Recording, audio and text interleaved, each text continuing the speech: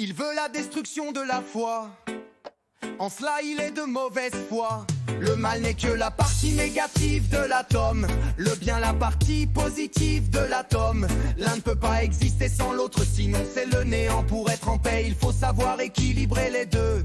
En réalité, le diable n'existe que dans l'esprit des gens, qui est saturé de peur. Il craint la vérité car elle peut rendre aux hommes la possibilité de se libérer de toute forme de peur. Sans l'arme de la peur, il serait impuissant et parfaitement incapable de contrôler tout homme.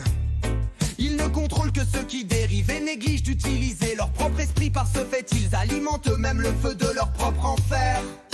La flatterie est une de ses armes les plus utiles. Avec cet instrument mortel, il assassine les petits et les grands. Le mal n'est que la partie négative de l'atome, le bien la partie positive de l'atome. L'un ne peut pas exister sans l'autre, sinon c'est le néant. Pour être en paix, il faut savoir équilibrer les deux. En réalité, le diable n'existe que dans l'esprit des gens, qui est saturé de peur.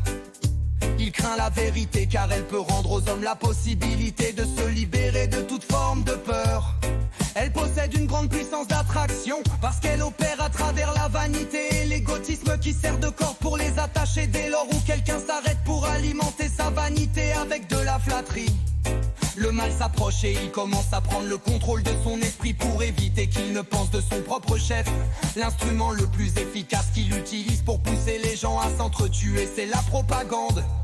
Qu'il fait enseigner dans les écoles, fait voir dans les films, il l'injecte dans les publicités, sur les panneaux d'affichage, dans les journaux, à la télévision et à la radio. Qu'est donc la peur du diable sinon de la propagande? Le mal n'est que la partie négative de l'atome, le bien la partie positive de l'atome. L'un ne peut pas exister sans l'autre, sinon c'est le néant. Pour être en paix, il faut savoir équilibrer les deux.